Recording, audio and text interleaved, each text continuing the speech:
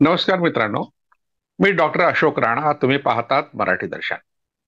उद्या रामनवमी आहे आणि त्यामुळे रामनवमीशी संबंधित ज्या कथा आहेत, त्या रामचरित्राशी संबंधित ज्या कथा आहेत त्यांचा थोडक्यात आढावा या ठिकाणी घेऊ. या कथांनी निर्माण केलेली वादळं आणि त्या वादळाचे जे सामाजिक, राजकीय, सांस्कृतिक आणि काही प्रमाणात आर्थिक सुद्धा परिणाम जे भारताच्या एकंदरच पर्यावरणावर झाले आहेत, त्याचाही थोडक्यात परामर्श घेऊ. हा वादाचा विषय आहे, पण हरकत नाही. कारण राम हे अतिशय लोकप्रिय पात्र आहे आणि विशेषतः पात्र या अर्थाने की अनेक कलावंतांनी त्यावर अनेक प्रकारच्या कलाकृती निर्माण केल्या. भारतातच नव्हे तर भारताबाहेर सुद्धा ज्या ज्या देशांमध्ये रामभक्त गेले त्या त्या ठिकाणी वेगळ्या रामकथा तयार झाल्या. अर्थात त्या रामकथांना जो संदर्भ आहे तो त्या त्या ठिकाणी असलेल्या लोककथा आहेत किंवा मिथक आहेत आणि त्या ठिकाणची भाषा, या सगळ्या संदर्भाचा विचार जर केला तर रामा एवढं लोकप्रिय पात्र भारतात त्या भारताबाहेर कोणीही नाही हे आपल्या लक्षात येईल. तर म्हणून आपण रामाच्या ह्या सगळ्या एक व्यक्तिमत्वाचा आणि त्या व्यक्तिमत्वाचे जे परिणाम झाले आपल्या सगळ्या जीवनावर, सगळ्यांच्या जीवनावर, त्याचाही आपण या ठिकाणी आढावा घेऊया. प्रभू रामचंद्र हे अयोध्येचे होते ही माहिती आपल्याला आहे आणि सीता ही रामाची पत्नी होती हीही माहिती आपल्याला आहे. लक्ष्मण हा त्यांचा भाऊ होता, अतिशय जवळचा, अगदी संकटात सुद्धा साथ देणारा. आणि भरत आणि शत्रुघ्न हे त्याचे सावत्र भाऊ होते. तसा लक्ष्मण हाही सावत्र भाऊच होता. ही जी कथा आहे ती, आता ही कथा जी आपल्याला माहित आहे ती वाल्मिकी रामायणातून आलेली कथा आहे. वाल्मिकी रामायणाची निर्मिती साधारणतः चौथ्या शतकामध्ये, चौथ्या पाचव्या शतकाच्या दरम्यान झाली असं अभ्यासकांचं मत आहे. यावर जगातल्या बहुतांश संशोधकांनी अभ्यास केलाय. मॅक्स वेबर सारख्या एका विद्वान माणसाने केला, तसं फादर कामिल बुल्के नावाच्या एका वेगळ्या क्षेत्रातल्या माणसाने तर त्यावर डिलीट मिळवली आणि ती अलाहाबाद विद्यापीठाने त्यांना प्रदान केली. त्याचं जे पुस्तक आहे रामकथा नावाचं, ते त्या विद्यापीठाने प्रकाशित केलं. अशा तऱ्हेने भारतातल्या प्रमाणे बाहेरच्याही विद्वानांनी रामकथेवर प्रचंड अभ्यास केला. याचा प्रारंभ जो दिसतो आपल्याला, जे चिकित्सेच्या अंगाने, विशेषतः विवेकाच्या अंगाने, तो भास्करराव जाधवांनी केला. भास्करराव जाधव हे राजर्षी शाहू छत्रपतींच्या राजवटीमध्ये अतिशय महत्वाचे होते. कारण सरसेना किंवा सरसुभा या पदावर त्यांची नेमणूक केली होती. त्या काळातले ते पदव्युत्तर पदवी घेतलेले एकमेव विद्वान होते महाराष्ट्रातले. त्यांनी रामायणावर नवा प्रकाश नावाचा ग्रंथ लिहिला. तो गेल्या 10-15 वर्षापूर्वी महाराष्ट्र सरकारच्या महाराष्ट्र राज्य साहित्य संस्कृती मंडळाने प्रकाशित केला. त्यामुळे आपल्याला तो उपलब्ध आहे. इंटरनेटवर तो मुक्तपणे, आपण म्हणू त्याला फ्री, उपलब्ध आहे. तर अशा तऱ्हेने हे सगळ्यात जुन्यात जुनं जे लेखन आहे महाराष्ट्रातलं, मराठीतलं, त्याच्या आधी इंग्रजीमध्ये खूप मोठ्या प्रमाणात लेखन झालं. त्याचा थोडक्यात आढावा आपण या ठिकाणी घेतला. तर इतकं रामाचं पात्र लोकप्रिय का आहे? महात्मा गांधी हे नेहमी रामावर जे प्रवचन करीत असत किंवा भजनं गात असत, रघुपती राघव राजाराम, पतित पावन सीताराम, हे त्यांचं आवडतं भजन होतं. किंवा अनेक भजनं त्यांची आहेत. त्यांचा मृत्यू झाला जेव्हा गोळी मारली त्यांना नाथराम गोडसेने, तेव्हा सुद्धा त्यांनी हे राम म्हटलं. हे राम अशा तऱ्हेने माणसाला आयुष्यभर तर आठवतच, पण शेवटल्या क्षणी सुद्धा रामाची आठवण येते. महात्मा गांधींनी त्यांच्या आत्मकथेमध्ये एक गोष्ट सांगितली आहे की जेव्हा जेव्हा त्यांना भीती वाटत असे तेव्हा तेव्हा ते रामरक्षा स्तोत्र म्हणत असत. त्यांच्या आईने सांगितलं की भीती वाटली की रामरक्षा स्तोत्र म्हणायचं. तर हे रामरक्षा स्तोत्र आपल्या महाराष्ट्रात अतिशय लोकप्रिय आहे आणि बहुतांश लोक ज्यांना ही माहिती आहे, किंवा आईने सांगितलं असेल, वडिलांनी सांगितलं असेल, आणखी कोणी सांगितलं असेल की हे रामरक्षा स्तोत्र गायल्याने भीती नाहीशी होते, तेव्हा ते लोक अशा तऱ्हेने रामरक्षा स्तोत्र गात असतात. म्हणजे आपल्या एकंदर जीवनाशी रामाचा संबंध आहे, निकटचा आहे. तेव्हा त्याची चिकित्सा कशी करायची हा एक प्रश्न आहे. पण ज्या ज्या लोकांनी यावर काव्य लिहिलं त्यांनी सुद्धा न कळत त्याची चिकित्सा केली आहे. विशेषतः रामचरित मानस नावाचं जे अतिशय प्रसिद्ध काव्य, अवधी भाषेतलं, अवधी बोलीतलं, म्हणजे आज आपण जी हिंदी भाषा ऐकतो किंवा बोलतो किंवा पाहतो सुद्धा, कारण टीव्हीवर वगैरे सिनेमामध्ये ती मोठ्या प्रमाणात बोलली जाते त्यामुळे पाहतो सुद्धा. तर हिंदी भाषा जी आहे ती प्रमाण भाषा मानली जाते हिंदी भाषिक प्रदेशामध्ये. पण अवधी नावाची अतिशय प्रसिद्ध जी लोकभाषा आहे, बोलीभाषा आहे, तिला सुद्धा प्रमाण भाषेचा दर्जा रामचरित मानस या एका काव्याने दिला. आता या काव्याचा जो रचयिता आहे, तर तो हिंदी भाषिक प्रदेशातलाच आहे.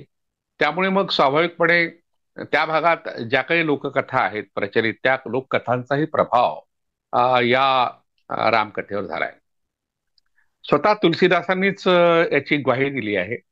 त्यांचं एक वचन प्रसिद्ध आहे: नाना भांति राम अवतारा, रामायण शतकोटी अपारा. म्हणजे अनेक प्रकारचे रामांचे अवतार आहेत. रामाचे अवतार अनेक आहेत. आता ही संकल्पना आपल्याला पचण्यासारखी नाहीये. राम हाच विष्णूचा अवतार आहे. मग रामाचे अवतार कोण कोण आहेत हे आपल्याला काही माहित नाही. पण तुळशीदासासारखा एक विद्वान कवी असं म्हणतोय, याचा अर्थ रामाच्या कथा वेगवेगळ्या प्रकारच्या आहेत असं त्यांना म्हणायचं. कारण त्यांनी पुढे असं म्हटलंय: रामायण शतकोटी अपारा. आता शतकोटी हा जो शब्द आहे, तो शेकडो, आपण सहजपणे शेकडो हा शब्द वापरतो तसा म्हणजे अनेक या अर्थाचा. आणि कोटी हा जो शब्द आहे त्याचा अर्थ होतो प्रकार. कोटी म्हणजे 100 लक्ष असा काही अर्थ होत नाही, पण तो अर्थ घेतात काही लोक. जसं 33 कोटी देवता शब्द आला की 33 कोटी मोजायच्या कशा आणि त्यांची नावं कोणकोणती असा प्रश्न काही लोक विचारतात. पण 33 कोटी या शब्दाचा अर्थ होतो 33 प्रकारच्या देवता. आता ह्या 33 प्रकारच्या देवता कोणत्या, त्यावर आपण एखादा भाग केव्हा तरी पाहू. पण आता थोडक्यात सांगतो की आकाशातल्या देवता 11 मानल्या गेल्या आहेत भारतीय परंपरेत, प्रामुख्याने हिंदू परंपरेत.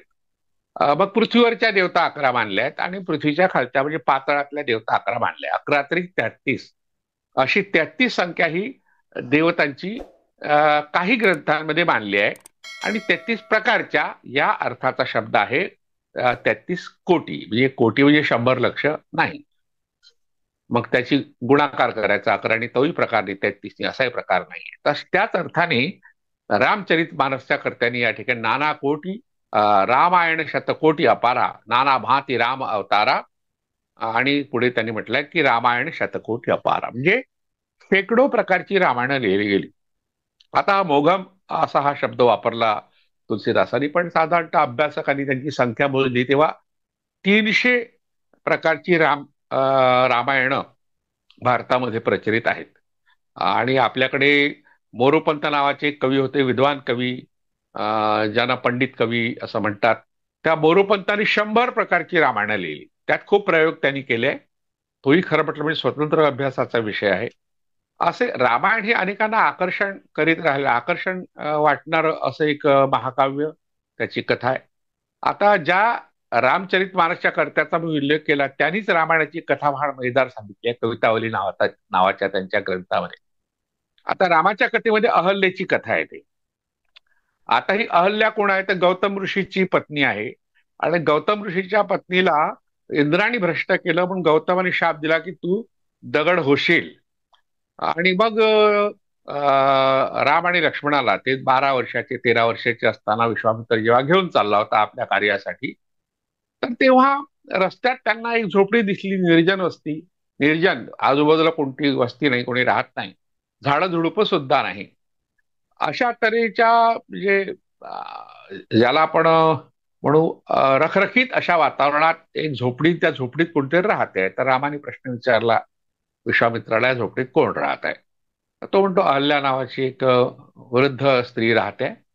आणि तिला जो शाप दिला होता तिच्या नवऱ्याने गौतमाने, तर शापाचं पुढे रूपांतर असं होतं की तो शाप भोगायचा असेल तर भोगल्यानंतर किंवा भोगण्याच्या आधीच उशाप दिला जातो. म्हणजे त्या शापातून त्याला मुक्ती मिळण्याचा एक प्रकार आहे, त्याला उशाप म्हणतात. जसं शाप आणि वरदान.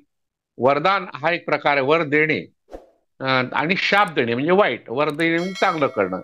पण एखाद्या व्यक्तीला शाप दिल्यावर त्या शापातून मुक्ती मिळवायची असेल त्याला उशाप म्हणतात. तर तिला उशाप दिला होता तिच्याच नवऱ्याने की जेव्हा राम लक्ष्मण या वाटेने जातील तेव्हा त्यांच्या दर्शनानंतर तुला मुक्ती मिळेल. आता अशी कथा सरळ सरळ वाल्मिकी रामायणात आहे, पण वाल्मिकी रामायणाचा दगड झाला असं काही म्हटलं नाही. तर वाल्मिकी रामायणातली कथा अशी आहे, त्या अहल्येला पाहिल्यावर राम आणि लक्ष्मण ह्या दोघांनीही तिच्या पायावर डोकं ठेवलं. म्हणजे आपण मोठ्या माणसांना वंदन करतो, आशीर्वाद घेतो, त्या आपण राम आणि लक्ष्मणाने तिचा आशीर्वाद घेतला. आता एखाद्या राज्याचे युवराज जर अशा तऱ्हेने एखाद्या व्यक्तीचं वंदन करत असतील, तर त्या व्यक्तीचा उद्धार होणं स्वाभाविक आहे. मग तिला राजाश्रय मिळाला किंवा तिला त्यातून मुक्ती मिळाली, सगळ्या सुखसोयी मिळाल्या, असा त्याचा अर्थ काढता येतो. पण पुढल्या काळात रामचरित मानस कारणी त्याच्या थोडस आधी लिंग पुराण नावाच्या पुराणात तिचा दगड झाल्याची कथा सांगितली आहे. लिंग पुराण हे साधारणतः 9व्या-10व्या शतकातलं आहे किंवा 11व्या शतकाच्या दरम्यानचं आहे. आणि जे गणेश पुराण आहे ते 13व्या शतकातलं आहे. आणि रामचरित मानस हे 15व्या शतकातलं आहे. म्हणजे रामचरित मानस हे अलीकडलं काव्य आहे. तर या सगळ्या कथांमध्ये अहल्येचं दगडात रूपांतर झालं आणि त्या दगडाला आपल्या रामाने पाय लावल्यामुळे त्यातून ती अहिल्या बाहेर आली, अशा प्रकारचं दृश्य हे बरेचदा गणपती उत्सवात किंवा रामनवमीच्या उत्सवात दाखवलं जातं. आता ही मूळ कथा नाही आहे. ही मूळ कथा तर वेगळी आहे की अहल्येच्या पायावर रामाने डोकं ठेवलं. इथे उलट आहे की या ज्या दगडाला रामाने स्पर्श केला पायाने, त्यातून अहिल्या बाहेर आली, मी ती दगड झाली.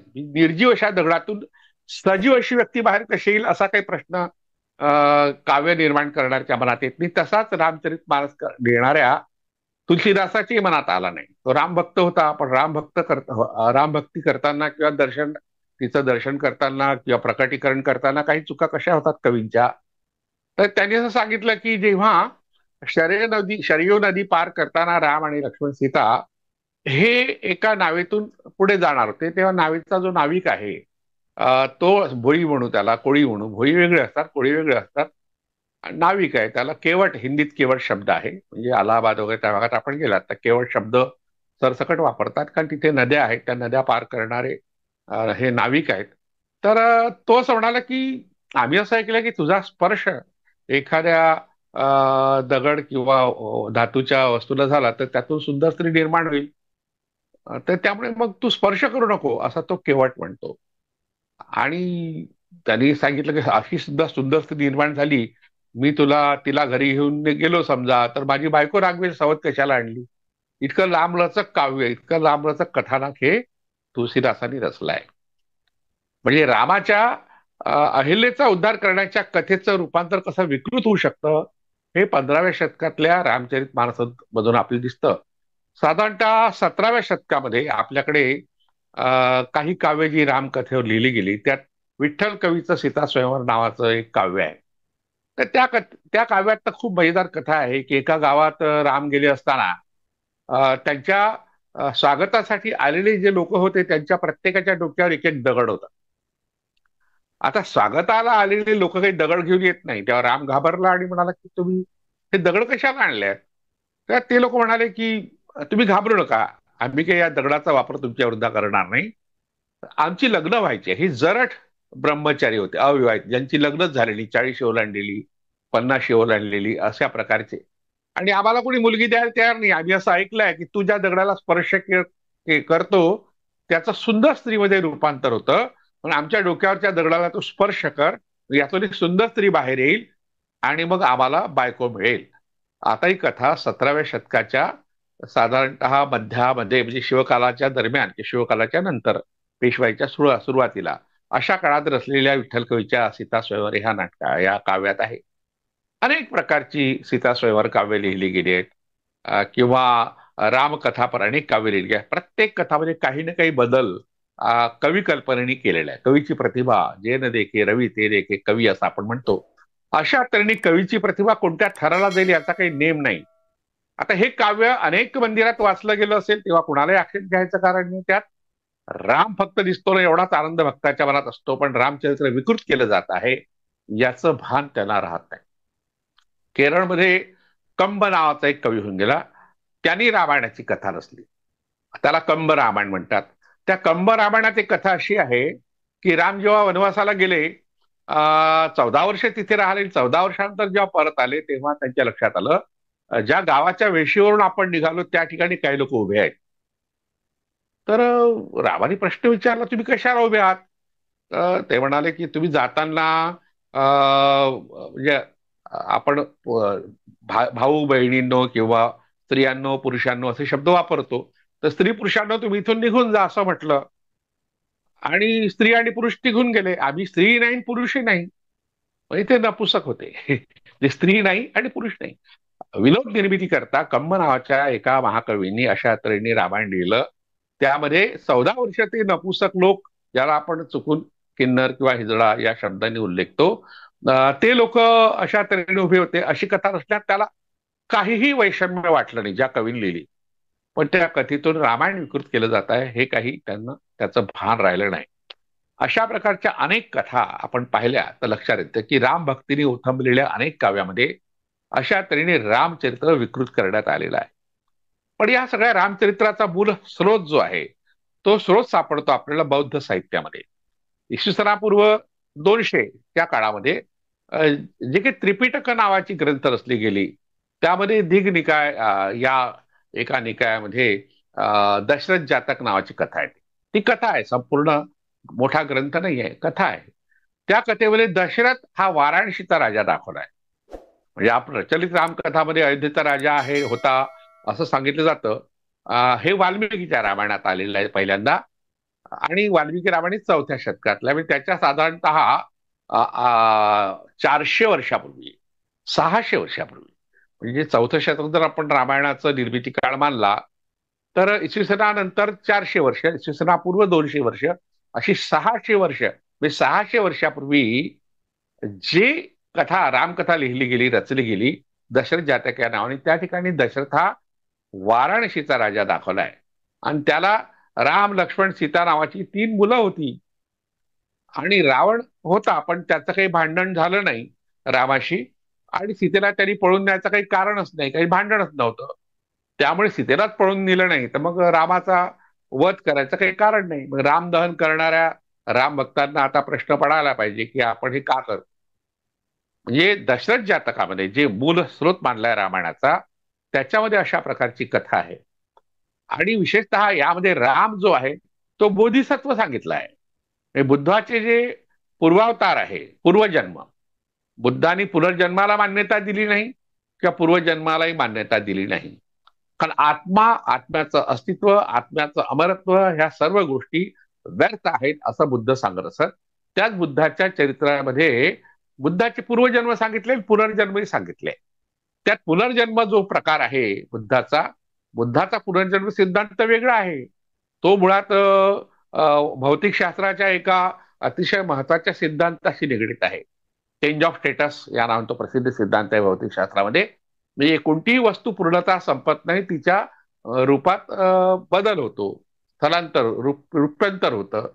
चेंज ऑफ स्टेटस म्हणजे तिचं रूप बदलतं. माणूस मरण पावला किंवा जाळला गेला तरी त्याचं राखेत रूपांतर होतं, तो संपत नाही. अशा प्रकारचा तो सिद्धांत बुद्धाच्या तत्वज्ञानात येतो. पण त्याचा फायदा घेऊन बोधिसत्व ही संकल्पना महायान किंवा महासांघिक लोकांनी इसवी पहिल्या दुसऱ्या शतकात सांगितलं. अश्वघोष जो होता सम्राट कनिष्काचा प्रधान पुरोहित, तर यांनी महायान पंथाला प्रोत्साहन दिलं.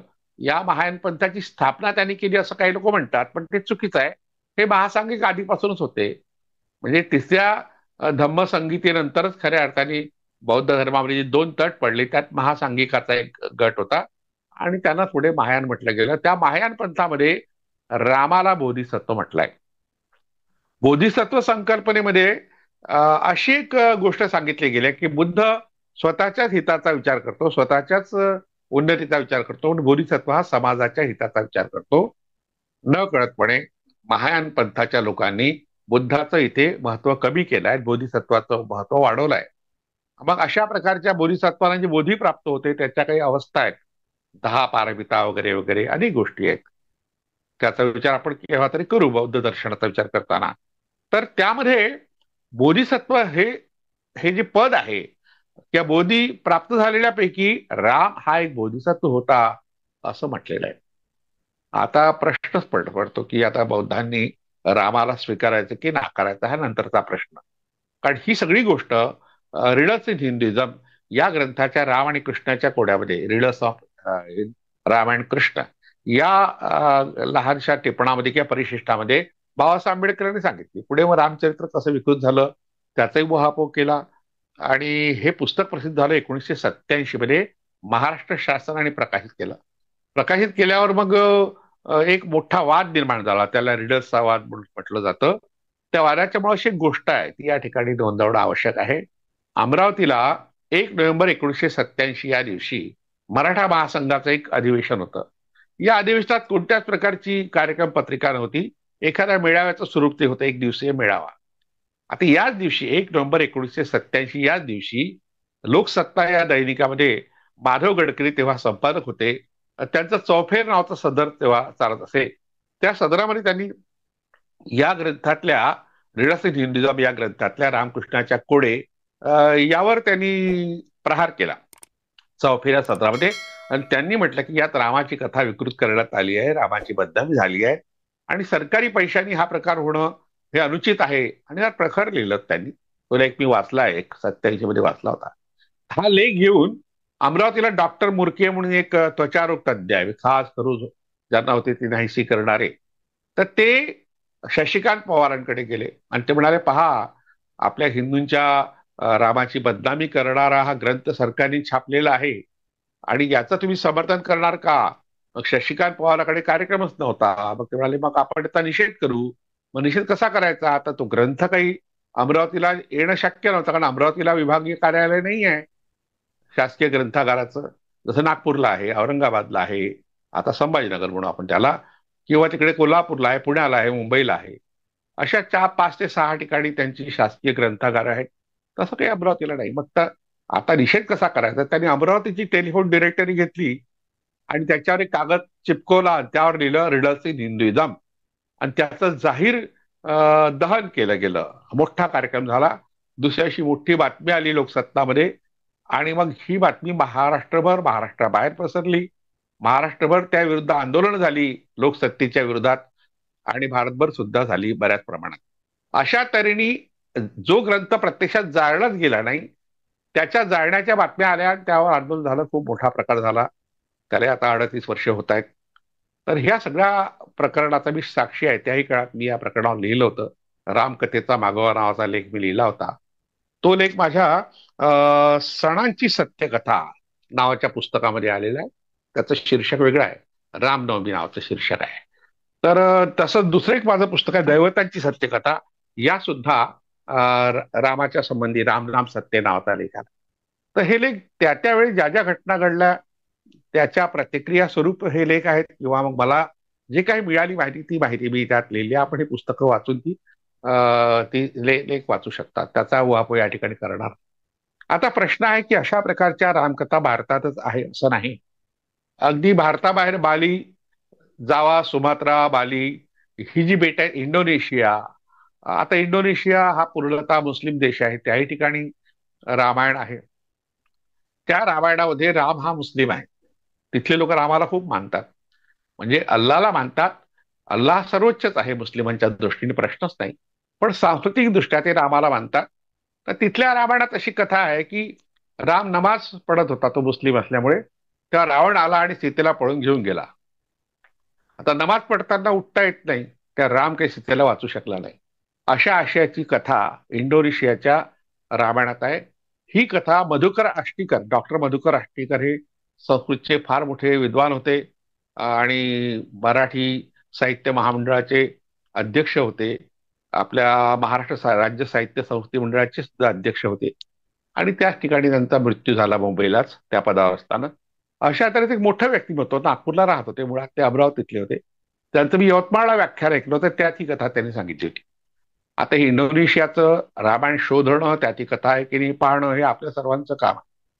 पण बाली नावाचं जे बेट आहे त्या बेटामध्ये रामकथा आहे आणि तिथे काही लेण्या आहेत. जसं आपल्याकडे बौद्ध लेण्या आहेत, जैन लेण्या आहेत, हिंदू लेण्या आहेत, तशा त्या ठिकाणी सुद्धा रामायणावर आधारित चित्र असलेल्या काही लेण्या आहेत. त्या एका चित्रामध्ये हा जो हनुमान आहे हा मंदोदरीच्या मागे गदा घेऊन धावतोय, तिला मारतोय, अशा प्रकारचं चित्र आहे चित्र आपण पाहू शकतो बाली बेटामध्ये.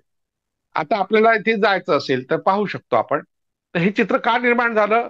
कारण तिथल्या रामायणामध्ये मंदोदरी जी रावणाची बायको आहे तिचं आणि हनुमानाचं प्रेम होतं, अशा प्रकारची कथा आहे. त्या प्रेम प्रकरणातून जे भांडण उद्भवलं त्याची कथा त्या ठिकाणी निर्माण झाली. अशा अनेक प्रकारच्या कथा अगदी चीनमध्ये आपण गेलात किंवा जपानमध्ये किंवा जवळच्याच आपल्या ब्रह्मदेशामध्ये किंवा श्रीलंकेमध्ये सुद्धा रामाच्या कथा आहेत. आता श्रीलंकेत मी जाऊन आलो गेल्या 2-3 महिने 4-5 महिन्यापूर्वी. तर त्या ठिकाणी रामायणातले कोणतेच पुरावे नाही आहेत, पण रामकथा तिथे मात्र सांगितली जाते. आणि रामायण ट्रेल नावाचा एक तिथे प्रोजेक्ट आहे. भारत सरकार आणि श्रीलंका सरकारच्या मदतीने तो केला जातो. त्या ठिकाणी 8 ते 10 दिवसाची एक सहल काढली जाते आणि काही ठिकाणं दाखवली जातात की या ठिकाणी राम आले होते, इथे रावण होता, अमुक अमुक. आपण यापूर्वी लंकेच्या बद्दलचा मिथकावर एक भाग पाहिला होता की सेगिरिया नावाचा जे तिथला जो किल्ला आहे त्याला लंका म्हणून सांगितलं जातं. पण तो तिथल्या कश्यप नावाच्या राजांनी उभारला होता. त्याचे पुरावे आहेत, पुरातात्विक पुरावे आहेत. श्रीलंका सरकारने अधिकृतपणे छापलेल्या पुस्तकात ते पुरावे आहेत. तर तिथे सांगितलं जातं की अशा तऱ्हेचे इथे रावण राहत होता. पण ते खोटं आहे, ते तेच सांगतात, गाईडच सांगतात. पण काही का असे ना, पण अशा तऱ्हेने रामकथा ही पूर्ण भारतभर, भारताच्या बाहेर सुद्धा आणि इतर देशामध्ये सुद्धा आहे. म्हणजे ज्या ज्या ठिकाणी बौद्ध धर्म पसरला त्याही ठिकाणी रामकथा गेली. कारण दशरथ जातकात ती असल्यामुळे त्रिपिटकाची जी अभ्यासक आहेत आपल्याकडे त्रिपिटकं जी मिळाली आहेत ती दोन परंपरांमधून आलेली आहेत. एक तर ब्रह्मऋषातून त्रिपिटकं आणली गेली आहेत आणि श्रीलंकेतून आणली गेली आहेत.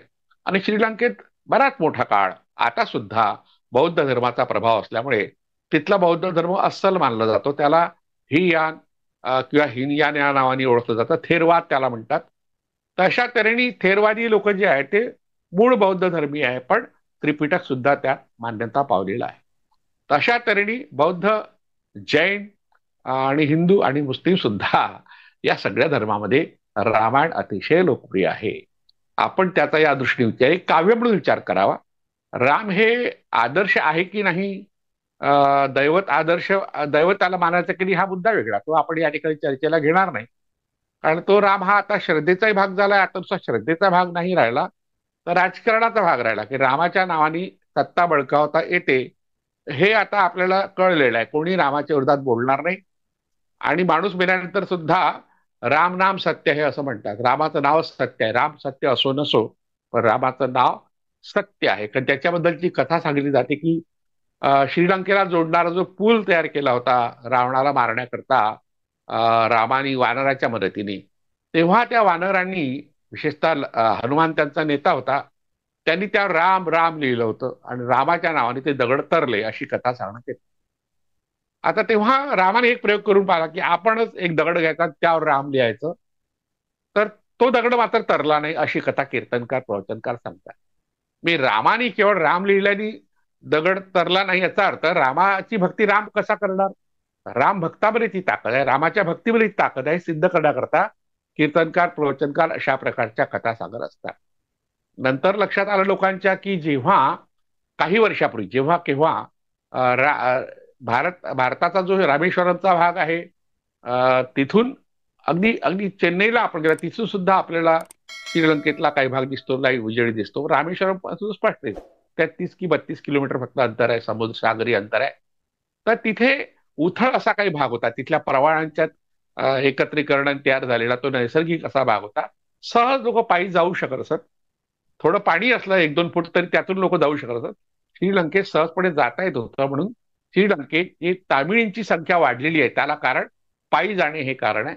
पुढे मग लहान होड्या म्हणा की मग नंतर मोठी जहाज आली आणि पाण्याचा स्तर वाढला, पातळी वाढली. त्यामुळे आता त्या ठिकाणी आपल्याला तो उंचवटा दिसत नाही. त्याला राम सेतू म्हणून काही दिवशी काही लोकांनी उल्लेखलं होतं. मग कळलं की तो राम सेतू वगैरे काही नाही, असा काही सेतू बांधला गेला नाही. नैसर्गिकच उंचवटा आता होता होता आणि त्या उंचवट्याची कथा मग रामायणात आली. अशा तऱ्हेने कथा तयार होत जातात, मिथकं तयार होत जातात. मिथकामधून काहीतरी संदेश दिला जातो, काहीतरी सांगितलं जातं, नैतिकता असते, नीतीचा उपदेश असतो किंवा इतिहास सुद्धा काही प्रमाणात असतो. तो शोधावा लागतो. आणि काही लोकांनी तो सत्यच मानला. मिथकं जशी जशी आपण सत्य मानायला लागले तर काही प्रश्न निर्माण होऊ शकतात. ज्या कथा मी रामाच्या बद्दलच्या सांगितल्या त्या कथा आपण सत्य मानल्या तर रामकथा विकृत होते हे आपण लक्षात घेतलं. म्हणजे या कथातून एक संदेश दिला गेलाय, कलावंतांनी दिला गेलाय. चित्रकार असेल, शिल्पकार असेल, नर्तक सुद्धा त्या ठिकाणी नर्तन होते, त्या ठिकाणी रामकथा सांगितली जाते. आणि काव्यामध्ये तर ते आहेच मोठ्या प्रमाणात. कथा कादंबऱ्या मोठ्या प्रमाणात तयार झाल्या त्याही रामाच्या संदर्भात. सीतेवर स्वतंत्र कादंबरी आहे किंवा कथा आहेत, कविता आहेत. आणि महाराष्ट्रात ज्या ओव्या आहेत सीतेच्या बद्दलच्या, त्यात रामाला मात्र खलनायक ठरवलं गेलं आहे. तारा भवाळकर ज्या आता दिल्लीला झालेल्या अखिल भारतीय मराठी साहित्य संमेलनाच्या अध्यक्ष होत्या, त्यांनी या सगळ्या कथा, या ओव्यांचं संकलन केलं. त्याला त्यांनी सीतायन म्हटलंय. ज्याप्रमाणे रामायणात राम हा नायक आहे, त्याप्रमाणे सीतायनमध्ये सीता ही नायिका आहे. रामायणात जो खलनायक आहे तो रावण आहे, पण या सीतायनात रावण हा खलनायक नसून राम हा खलनायक आहे. रामाने सीतेवर अन्याय केला अशा प्रकारचा एक आशय असलेल्या ओव्या या सगळ्या मराठीच्या काव्यामधून दिसतात. म्हणजे लोककाव्यामध्ये किंवा लोकगीतांमध्ये सीतेवर अन्याय झाला ही तक्रार वारंवार केली गेली आहे. ही तक्रार कवितेच्या रूपात व्यक्त झाली आहे. हे सगळं पाहिलं तर आपण त्याच्याकडे इतिहास म्हणून न पाहता एक विचार म्हणून पाहिलं पाहिजे. ह्या सगळ्या रामकथा अशा तऱ्हेने काही ना काही विचार सांगत राहतात. रामकथांचा अभ्यास निष्पक्षपणे केला पाहिजे. असा काही अभ्यास अनेकांनी केला, त्याचा परामर्श आपण एका भाषणात आज नाही घेऊ शकत. पण जगातल्या अनेक रामकथा कशा प्रकारच्या आहेत त्याचाही परामर्श केव्हा तरी आपण योग्य वेळेत घेऊ. एवढं सांगतो आणि या ठिकाणी थांबतो. धन्यवाद.